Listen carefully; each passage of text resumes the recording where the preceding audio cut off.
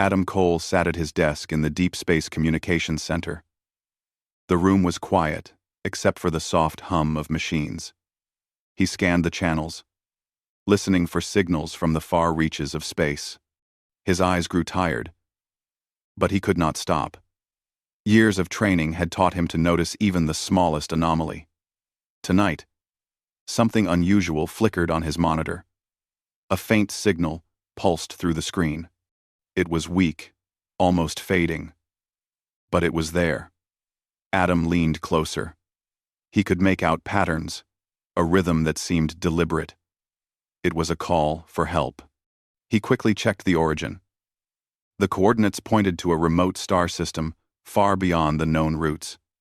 He blinked in disbelief. Most species ignored signals from that area. It was a quiet part of the galaxy, home to only small, fragile civilizations. Adam knew this was a call from a species that had little chance of surviving on its own. He felt a rush of determination. He had to act. Adam stood and rushed to Commander Lisa Morgan's office. Lisa was reviewing navigation charts on her hollow screen. Her eyes were sharp, and her presence demanded respect. "Commander," Adam said, "I just picked up a distress signal. It comes from the Valari system. No one else seems to be listening. We might be the only ones who can help." Lisa raised her eyebrows. She leaned back in her chair. "The Valari? They are weak. The Council will say no. They always do. Most species in that region ignore them. They think helping them is a waste of resources." Adam shook his head. "But someone has to respond. They are asking for help. If we do nothing, they could all die." Lisa studied him for a moment. She could see the fire in his eyes. She knew he would not give up. "All right," she said slowly. "I will bring this to the Council. Maybe they will listen." The Council met in a large room filled with humans and representatives from allied planets. Adam and Lisa presented the signal, explaining its origin and the urgency. The Council members listened politely, but most shook their heads. "Humanity is still new in space," one elder said. "We cannot risk our ships for a small, weak species," another added. "It is not our responsibility. Let the Valari fend for themselves." Adam felt frustration rise inside him. He glanced at Lisa. She gave him a small nod, signaling that she would not let the Valari be abandoned. After the council session ended, Lisa turned to Adam. "We will not get official support, but we can act on our own. We can form a small team, volunteer only.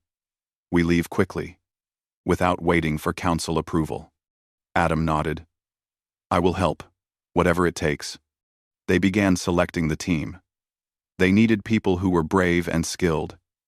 Nathan Hall was the first to join. He was a calm strategist, the kind of man who could stay focused even when the situation was chaotic.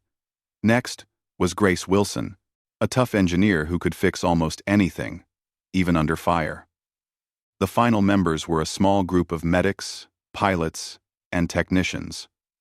All volunteered, knowing the mission would be dangerous. The team gathered at the launch bay. The exploration ship, Nova Frontier, stood ready. Its hull gleamed under the hangar lights.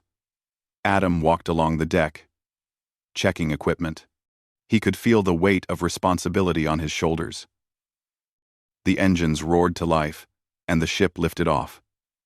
The crew watched the planet below shrink into the distance. For many of them, this was the first time they had left Earth to face a true emergency in deep space. The journey would take weeks, even at maximum speed. During the trip, the team trained and prepared. They studied Valari culture, learned basic communication phrases, and went over evacuation plans. Adam spent hours trying to decode more of the Valari message. He discovered small details that hinted at the planet's condition. The Valari were not only under attack, but their planet itself was unstable. Oceans were boiling in places, storms raged constantly, and many cities had been destroyed. This was more than a military problem. It was a disaster of survival. Nathan held planning sessions every day. He mapped out landing zones, potential hazards, and escape routes. Grace worked on modifying their equipment to handle the Valari environment. She created shields to protect against storms, reinforced suits for extreme heat, and small drones to explore dangerous areas. Adam worked on communication devices that could reach Valari shelters even if the signal was weak. The crew became close during the trip. They shared stories, fears, and hopes. They joked about the food in space and played simple games to pass time. Each person knew the stakes, but they found ways to keep morale high. Lisa watched over them, giving quiet guidance and encouragement. She reminded everyone that their mission was not just to survive, but to help those who had no one else. As the Nova frontier approached the Valari system, tension grew. Sensors picked up fragments of debris floating in space. Parts of ships, buildings, and strange energy pulses were scattered across the void. Adam's heart sank. The Valari had suffered more than he imagined. Lisa ordered the ship to slow down and scan for survivors. Every detection was a possible life to save. Finally, they located the Valari homeworld. From space, it looked almost unrecognizable. Oceans shimmered with strange colors. Landmasses were scarred and cracked, and smoke rose from many areas. Adam felt a mix of fear and determination. They had to get down there and help. Nathan gathered the team in the main cabin. "We do this carefully," he said. "Our goal is to rescue as many as we can. We will avoid unnecessary risks, but we cannot leave anyone behind if we can help it." Grace checked her equipment one last time. "I am ready. Whatever it takes, we get them out." Adam adjusted the communication devices. "I will keep contact with shelters. We can guide the Valari to safer areas." The ship descended into the atmosphere. Turbulence shook the hull. Heat flares glowed outside as they passed through thick clouds. The team gritted their teeth, holding onto their seats. After what felt like hours, the ship leveled, hovering above a valley where survivors were reported. Small figures moved below. The Valari were fragile, with thin limbs and pale skin. Many carried supplies or helped wounded companions. Some looked up at the ship in surprise, never expecting help to come. Adam felt a lump in his throat. They had waited so long for someone to answer their call. Now, humans were here. The landing was careful. Nathan led the squad out first, with Grace following to handle equipment. Adam stayed inside, with communication devices, trying to reach more groups. Lisa coordinated from the ship, directing shuttles to pick up survivors. The first Valari who reached them were hesitant. They had seen many others ignore them. Now humans knelt, offered hands, food, and words of comfort. Sira, a Valari historian, approached cautiously. She looked old, with eyes that had seen too much suffering. She bowed slightly. "Humans," she said softly. "We did not expect anyone." Adam smiled. "We came because you asked for help. No one should be left alone." Sira's expression softened. She explained the dangers. Kaldrak's forces were nearby, ready to strike again. Cities were destroyed. Shelters were collapsing. She described storms that could kill anyone who tried to move without protection.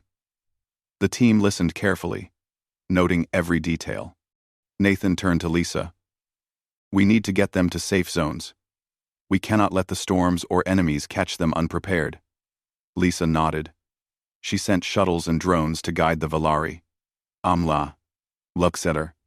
Grace activated protective shields to cover the most exposed areas.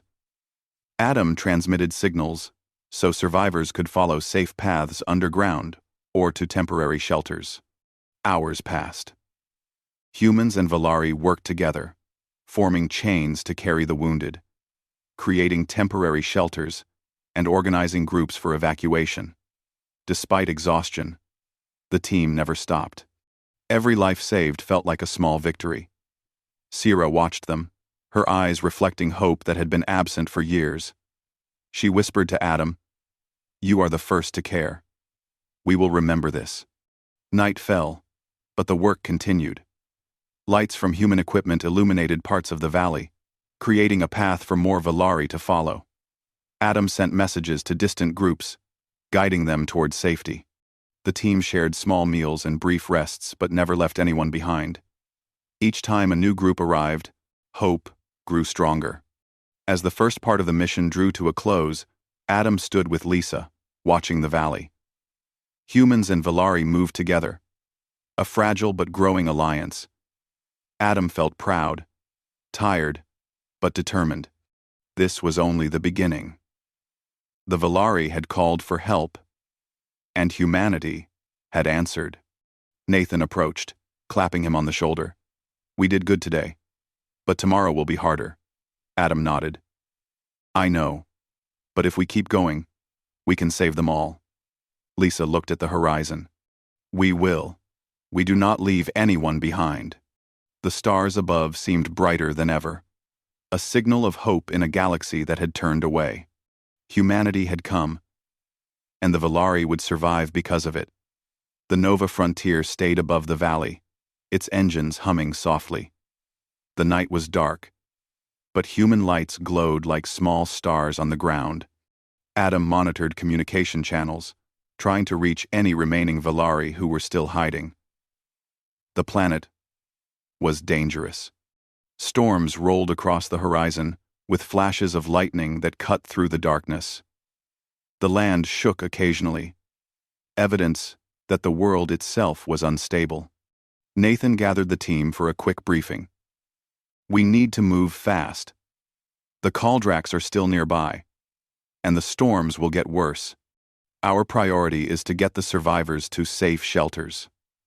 Grace checked her equipment, making adjustments to shields and drones. "I can reinforce shelters and make portable safe zones. We have to protect them from weather and any attacks." Lisa nodded. "We split into 2 groups. One stays here to coordinate evacuations. The other moves toward the cities that are still standing. We have to reach as many as we can. 1. Adam stayed with the first group, guiding the Valari toward safer areas using small portable transmitters. The devices sent signals that the Valari could follow even in thick smoke or heavy rain. He watched as they moved slowly but steadily, holding hands, carrying the injured, and helping the elderly. Every life saved made him feel more determined. Farther across the valley, Nathan and Grace led the second group. They moved carefully through broken streets and collapsed buildings. Everywhere they looked, they saw signs of disaster. Burnt structures, overturned vehicles, and strange glowing cracks in the ground showed the planet's instability. The Caldraks had attacked ruthlessly, leaving very little untouched. Sira came with them, guiding them through areas she knew were safer. She pointed to shelters hidden in underground caves and tunnels. "These places are old," she said. "They were built long before the storms. If we can get the Valari here, they will be safe." Grace nodded, sending drones to scout ahead and make sure the paths were clear. Suddenly, a loud rumble shook the ground.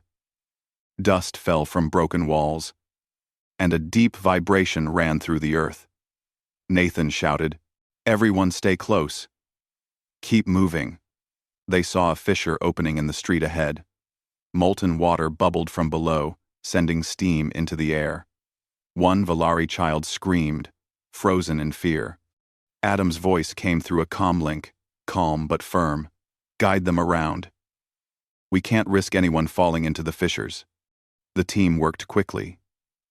Grace set up small protective barriers, while Nathan lifted a fallen Valari elder. Sira encouraged the group, whispering words of comfort. Slowly, carefully, they moved around the hazard and continued toward the next safe zone. While moving, Adam noticed more signals from distant survivors. He adjusted the frequencies to reach them. One group had been trapped near a broken energy plant, unable to move because of falling debris. Lisa coordinated from above, sending a shuttle to extract them. The ship hovered just above the ground, shields active, while volunteers guided the Valari to the lift points. The storm intensified. Lightning struck nearby hills, and heavy rain made the paths slippery and dangerous. Yet, humans did not falter. Grace activated reinforced suits and shields, protecting the Valari as they moved. Nathan kept everyone organized, shouting clear instructions to avoid panic. Sierra stayed close to those who were frightened, holding hands and reassuring them that humans would not leave. Adam worked quickly on communication channels. He heard whispers of fear, the Valari wondering if they were truly saved. He transmitted calm messages and guided them step by step. Slowly, the scattered groups moved toward the temporary shelters humans had prepared. Each small success brought hope. Nathan noticed movement in the distance. The Caldraks were scouting. Their ships glowed faintly as they hovered above broken buildings. Nathan's heart raced. "Prepare for defense," he ordered. Grace quickly modified a shield to cover the survivors, while Adam sent signals to warn distant groups. Humans and Valari moved together, forming small defensive lines. The Caldraks sent small attack units down, trying to frighten the rescuers. Nathan and Grace held the line. They used human-made barriers, reinforced with Valari crystals, to stop the attacks. Adam monitored the attackers' positions and guided humans to intercept or avoid dangerous areas. Sierra encouraged the Valari to stay calm, explaining that humans would protect them. Hours passed, like minutes. The team moved tirelessly. Every shelter was filled with survivors. Humans carried the weak, provided water and food, and offered comfort. The Valari slowly began to trust humans. Some even helped carry others, inspired by the courage and care of their rescuers. In one collapsed city, Nathan found a group trapped under rubble. He called for volunteers. Grace and a few others dug carefully, while Sierra comforted those who were scared. Adam monitored the area for signs of more danger. Finally, the last trapped Valari were freed. Exhaustion was written on everyone's face, but relief filled their hearts. The night grew late, and storms continued. The Nova Frontier stayed in orbit, lights shining down to guide survivors. Lisa coordinated supply drops, providing portable shelters and emergency kits. She sent messages to Adam and Nathan, making sure every group was accounted for. The team's coordination was perfect, a combination of human skill and Valari guidance. As dawn approached, the first signs of hope appeared. Scattered groups of Valari were safely in shelters. The injured had received treatment. Small fires were extinguished, and dangerous debris had been marked or removed. Adam looked over the valley. Despite destruction, life was surviving. Humanity had brought the first light of hope. Sierra approached Adam. "We could not have done this without you," she said softly. Adam shook his head. "It was not just me, all of us. Humans came because we believed you deserved help." Sierra smiled faintly. She led a small group of children to a safe shelter, showing them the humans who had saved their lives. Nathan joined them. He looked tired, but his eyes shone with determination. "We are not done," he said. "The Caldraks are still out there, and the planet is unstable. We must keep moving." Grace checked her shields and drones. "We can manage. The technology and teamwork will protect us." Lisa's voice came over comms. "We have support from orbit. No one will be left behind." Adam transmitted messages to distant survivors, guiding them to shelters. He could hear relief in their voices as they realized help had arrived. Slowly, trust grew between humans and Valari. The fragile bonds formed in danger were strong and would hold even when the storms passed. During the afternoon, the first full evacuation of Valari survivors began. Shuttles moved between safe zones, lifting those too weak to walk. Humans carried supplies, medical kits, and small machines to help monitor the shelters. Adam watched as families, once afraid and scattered, came together under human protection. The team paused briefly to rest. Food and water were shared. Smiles appeared, rare in a world so broken. Sira approached Nathan. "We will survive because of you and your people. We never thought anyone would come. Humanity has changed everything." Nathan nodded, silently agreeing. The team shared a quiet moment, knowing their work was far from over. As night fell again, storms raged, and the Kaldraks made another brief attempt to interfere. Humans and Valari held the line, protecting shelters with shields and careful positioning. Grace worked tirelessly to repair drones and adjust defenses. Adam maintained communication, guiding any stragglers to safety. The Valari began to trust that humans would never abandon them, even in danger. By the end of Part 2, thousands of Valari were safe in shelters. The humans were exhausted, but determined. The planet was still unstable, and the Kaldraks were still a threat, but hope had grown. Humanity had proven that even when the galaxy ignored a call for help, humans would answer. Adam, Nathan, Grace, Lisa, and the rest of the team had made the first real difference in the Valari's lives. The bond between the two species was beginning, and the story of survival had only just begun. The morning light barely broke through thick clouds, but the Nova frontier hovered steadily above the valley. Adam adjusted the communication devices, scanning for more Valari who might still be hiding.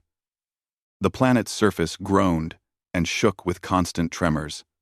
Nathan and Grace prepared to move toward a cluster of cities that had not yet been reached.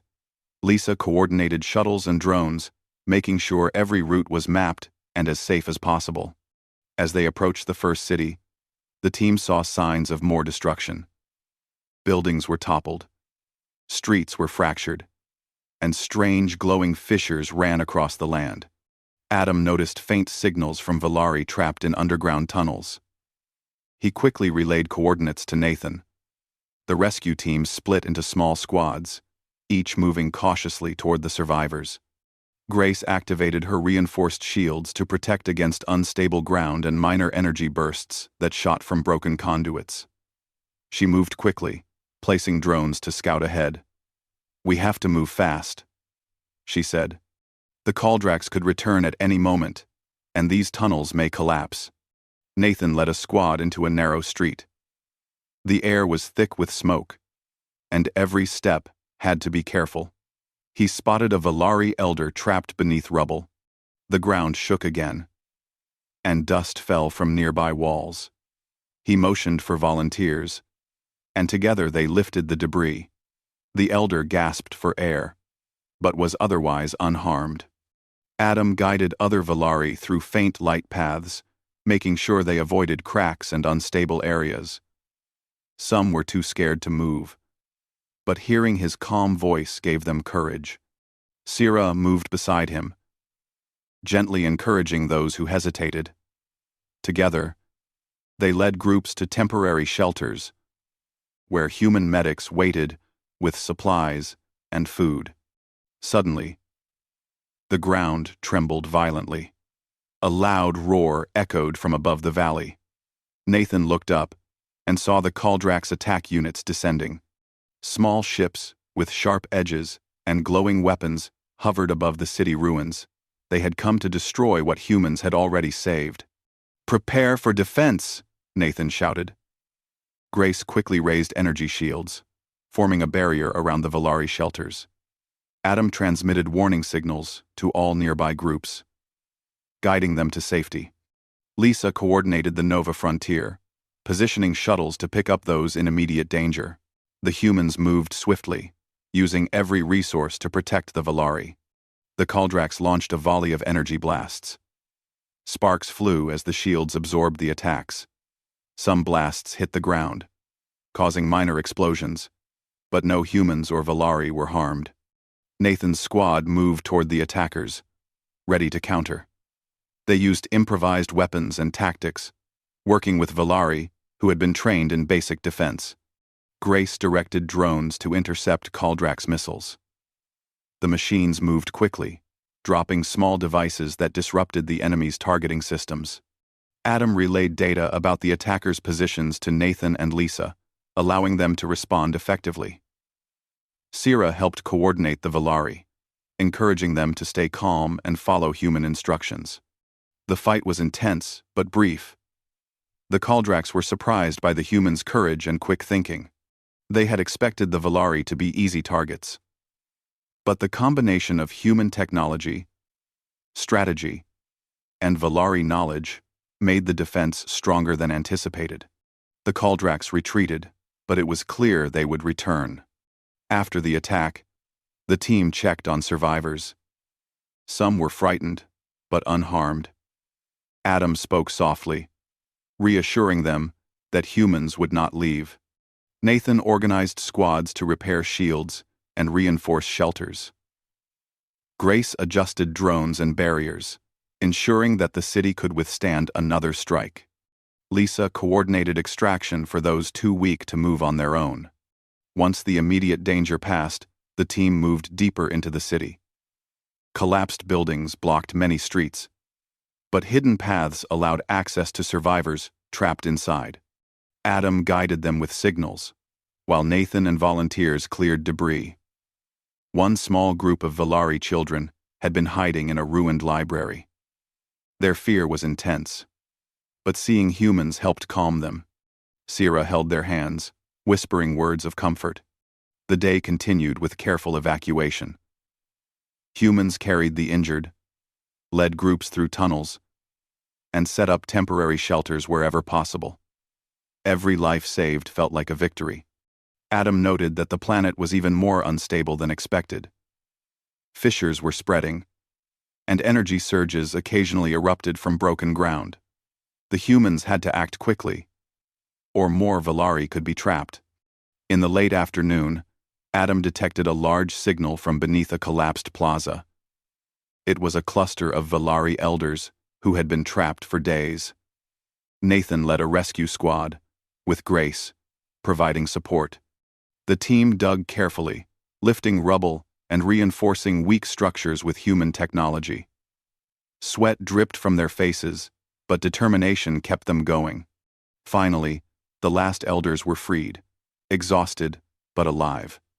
As the sun dipped toward the horizon, the Kaldraks returned with more ships. This time, their approach was heavier, and they fired directly at shelters. Nathan quickly positioned his team in defensive formation.